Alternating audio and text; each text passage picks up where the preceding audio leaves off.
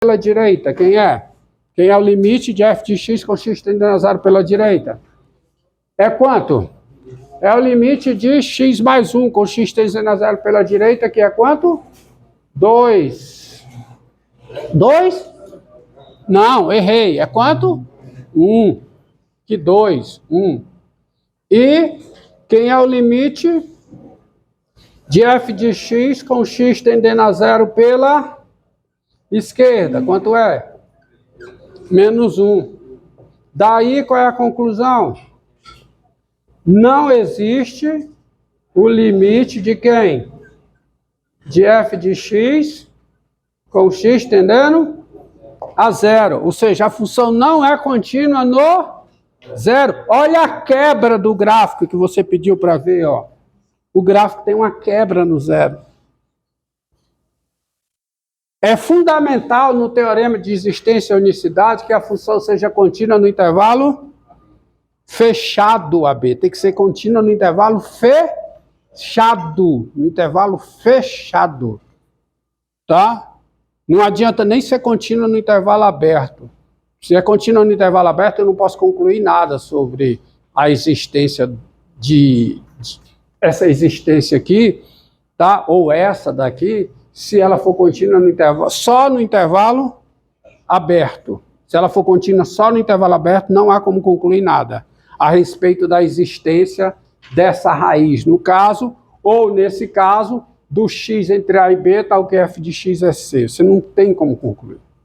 Então, esse teorema, esse exemplo aqui, não é um contra-exemplo ao teorema. Claro que o teorema já foi demonstrado, o teorema é verdadeiro. E por que o que é que tem aqui que não dá existência? Que é que a função não é contínua no zero. Esse é que é o problema. Tá? Então, ele não fere, ele não é um contra-exemplo. Este exemplo não é um contra-exemplo ao teorema. Ele não contradiz o teorema. Um resultado interessante sobre polinômios é o seguinte: toda função polinomial de grau ímpar possui uma raiz real. Toda função polinomial ímpar possui uma raiz real. Tá? Observe, ó, como isso é verdadeiro. Esse caso aqui, desse polinômio, que eu dei que tem uma raiz, o grau, quanto era o grau? Quanto era? Esse exemplo que eu trabalhei aqui. 3. Grau o quê? Ímpar. Tá?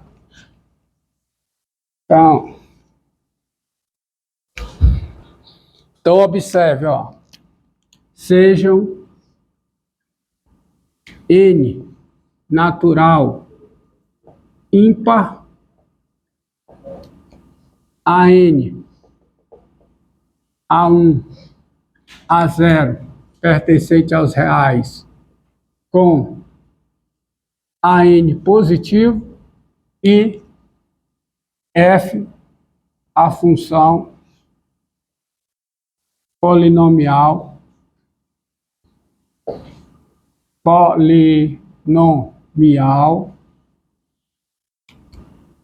dada por f de x igual a n x elevado a n mais a1x mais a0, qualquer que seja o x real, essa é a função polinomial. Ó, eu estou pegando a n positivo, mas funciona também o que eu farei aqui, funciona também se o AN é negativo. Olha esse resultado aqui, ó. Esse resultado aqui que é um corolário do teorema do valor intermediário. Bem, meu amigo, se você tem uma função polinomial dessa forma, onde o AN é positivo, pense, eu pergunto a você, quem é o limite de f de x com x tendendo a mais infinito e quem é o limite de f de x com x tendendo a menos infinito? Vou deixar o espaço para botar a resposta aí. Quem é o limite de f de x com x tendendo a menos infinito? Me diga. Tem a função polinomial de grau n Quem é o limite no mais infinito dessa função polinomial? Ó, o AN é positivo. Como é que eu encontro esse limite aqui? Você já sabe. Qual é o limite da função polinomial f de x com x tendendo a mais infinito nessa condição aqui? Hã? Por quê? Por quê? Por que que é mais infinito? Eu estou perguntando por que o limite é mais infinito. Já foi visto aqui, sala de aula. Hein? Por que o limite de uma função polinomial desse tipo aqui, nessa condição aqui, é mais infinito? Por quê?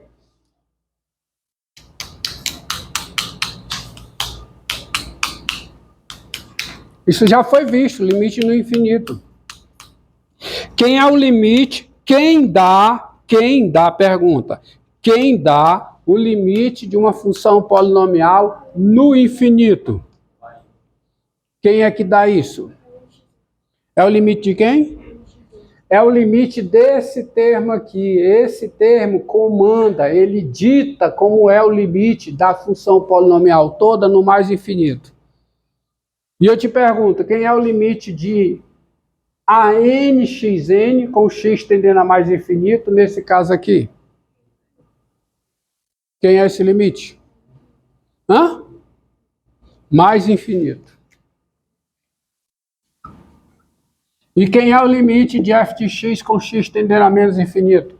Quem é o limite de ANX elevado a n com x tendendo a menos infinito, onde o AN é positivo?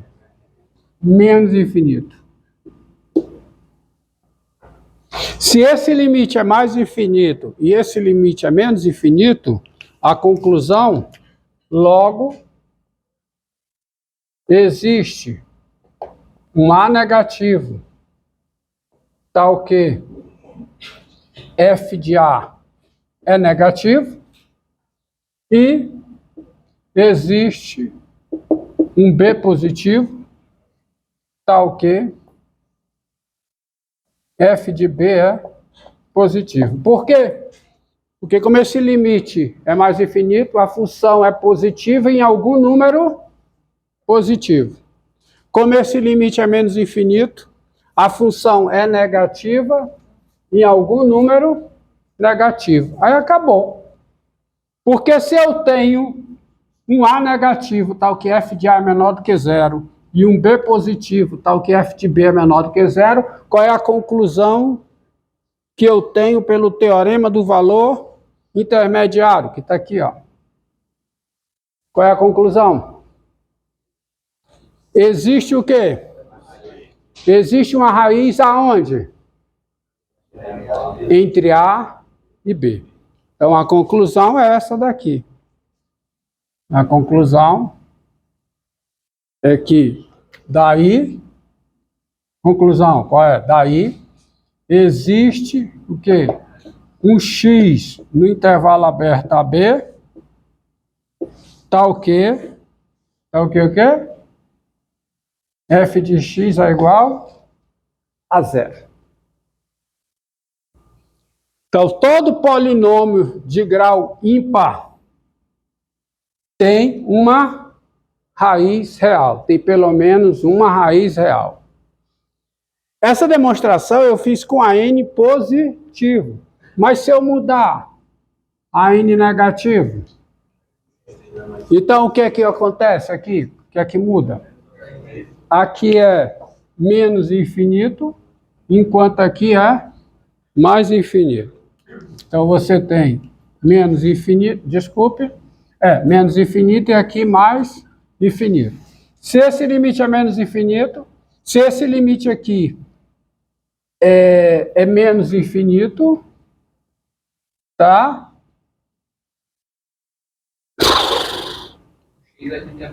Bora lá. Se esse limite aqui é mais infinito, como esse limite é mais infinito, existe um A negativo, tal que f de A é positivo. Como esse limite é menos infinito, existe um B positivo tal que B é negativo. Acabou-se. Só faz trocar. O que era positivo fica negativo, o que era negativo fica positivo. Então, o resultado também é verdadeiro. Portanto, toda função polinomial de grau ímpar possui uma raiz real.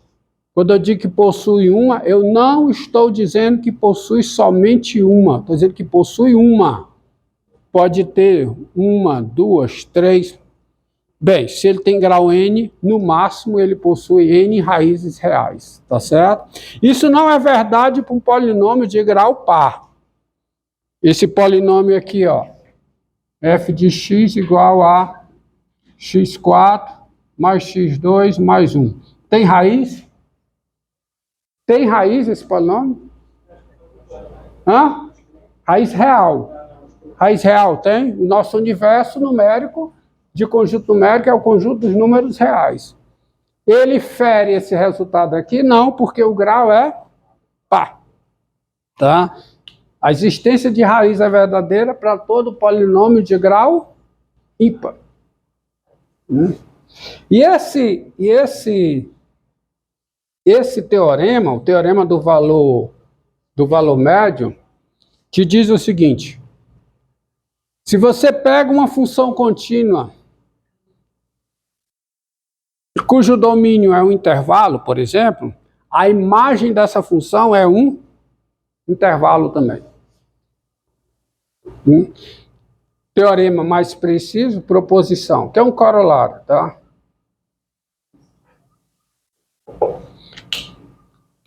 Sejam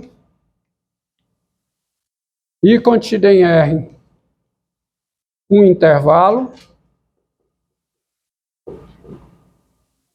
e F uma função. Se F é contínua em I, se F é contínua em I, se F é contínua no intervalo I, então a imagem do intervalo I pela função F é um intervalo. Isso eu vou usar mais na frente. No último mês do curso eu vou precisar desse resultado. No começo do último mês do curso. Sejam I contida em R um intervalo e F uma função. Se F é contínua nesse intervalo, o que significa uma função ser contínua no intervalo? É que ela é contínua em todos os pontos do intervalo. Então, se F é contínua no intervalo I, então F de I é um intervalo. Tá? A prova disso é usando esse teorema. Olha, lembrem desse resultado quando estiver estudando a função exponencial, tá? Eu preciso desse resultado lá. E estiver estudando também função inversa, descobrindo função inversa para a função exponencial, para a função logaritmo natural, para a função logaritmo, eu preciso desses resultados. Olha, o que caracteriza como é que eu provo que um subconjunto da reta é um intervalo? Alguém tem ideia do que eu preciso mostrar para provar que um subconjunto de R é um intervalo? O que caracteriza um intervalo?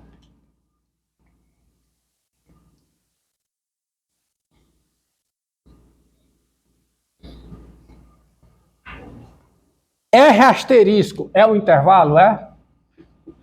Hã? R asterisco é um intervalo? Hã? Pense aí, o que é um intervalo para vocês? Qual é a concepção que você tem do intervalo da reta? É.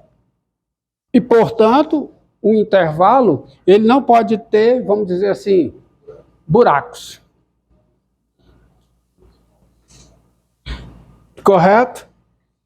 O intervalo é o que nós chamamos em matemática de um conjunto convexo. Tá? É um conjunto convexo. Isso quer dizer o seguinte: para que um conjunto A seja um intervalo, A contido em R é um intervalo quando vale a seguinte implicação: quando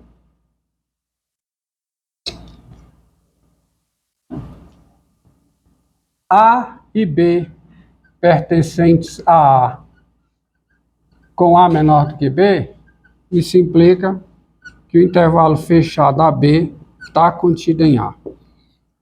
Isso é que caracteriza um intervalo, quando esta implicação é verdadeira. Por exemplo, você pega R asterisco. Como é R asterisco? Quem é R asterisco? Quem é? Está aqui o zero, você tira o zero, certo? R asterisco é o conjunto, é o conjunto formado pelos positivos e pelos o quê? Negativos. Por que não é um intervalo? Porque se você pegar menos 1 aqui e 1 aqui, menos 1 e 1 pertence a R asterisco, não pertence? Mas se você pegar o intervalo fechado que vai do menos 1 a 1, está contido em R asterisco? Não está contido. Quer dizer, quando eu venho daqui para cá, eu passo por um ponto que não está dentro de R asterisco. E para ser um intervalo, quando eu vou de um ponto a outro do intervalo, eu passo por todos os pontos eu passo por pontos que estão dentro do intervalo. Então, isso é que caracteriza o intervalo. A contida em R é o intervalo quando? Quando qualquer intervalo fechado ligando dois pontos de A está contido em A.